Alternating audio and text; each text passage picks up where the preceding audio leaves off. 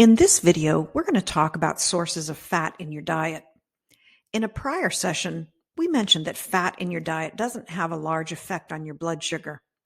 We also said that having some fat in a meal slows the absorption of carbohydrates and prevents a rapid rise in blood sugar following meals. But not all fats are healthy. Let's talk about good and bad fats. There are three sources of fat in our diet: naturally occurring fats, added fats, and hidden fats. Naturally occurring fats are already present in the plants and animals that we eat. In other words, they're not added by people. Natural plant sources of fat include nuts, seeds, avocados, and plant-based oils, in particular olive oil. Plant fats are called unsaturated fats. They have many benefits and are encouraged in the Mediterranean diet. Animal sources of fat include meat, processed meats, and high-fat dairy, especially cheese. Most animal fats are saturated fats, and they increase the risk of cardiovascular disease.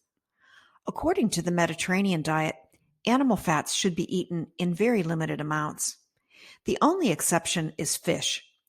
Fish, especially fatty fish, contain omega-3 fatty acids, which are heart-healthy fats.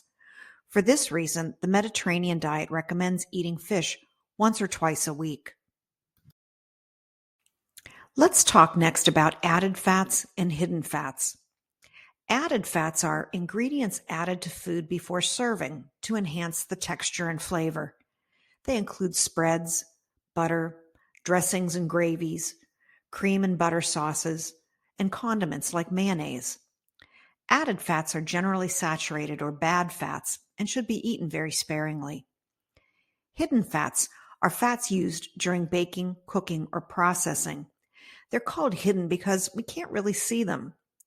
Hidden fats are generally saturated or bad fats and also should be eaten very sparingly. Finding and minimizing hidden fats requires a bit of detective work. To identify hidden fats in foods, it's often necessary to read food labels.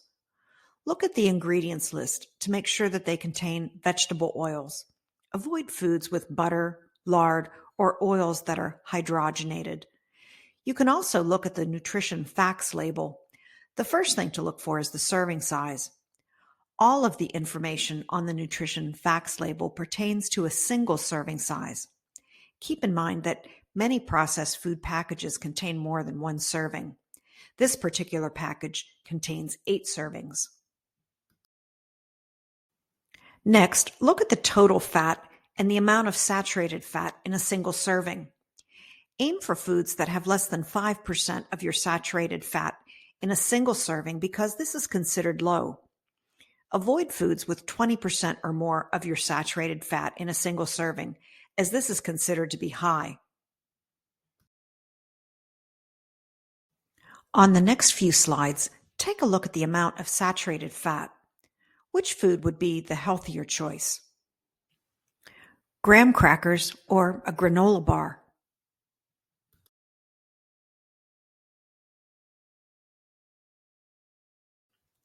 Dressing your salad with oil and vinegar or chunky blue cheese dressing?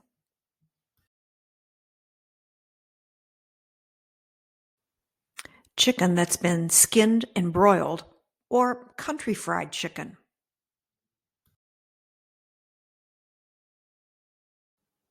Whole milk or 1% low-fat milk?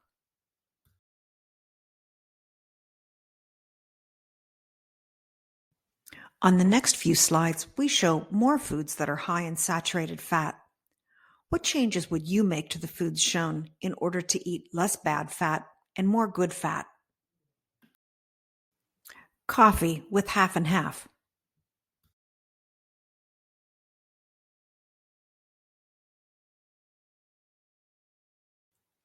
A breakfast muffin.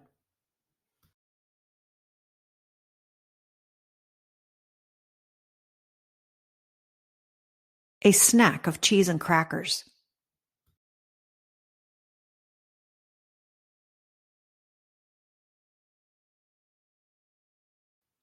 Buttered bread.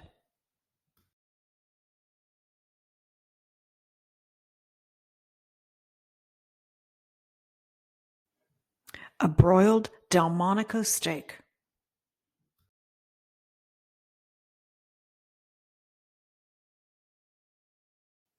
Stuffed twice-baked potatoes.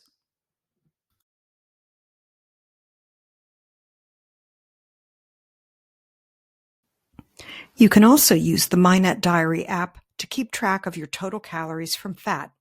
Try to keep this at about 30%. Here's a breakfast of 2 scrambled eggs, ketchup, a slice of bread, and skim milk.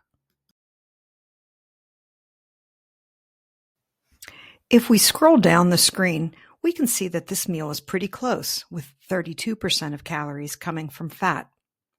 For more information about the amount of saturated fat in the meal, touch the nutrition drop-down arrow. You can see that this breakfast has 4 grams of saturated fat. The amount of saturated fat you can have each day depends on your total daily calorie goal. This table shows grams of saturated fat for different calorie goals. You can see that a person with a daily goal as low as 1,200 calories can have as many as 13 grams of saturated fat throughout the day, or about 4 grams for each meal. Think about your calorie target for the day. Would this breakfast work for you?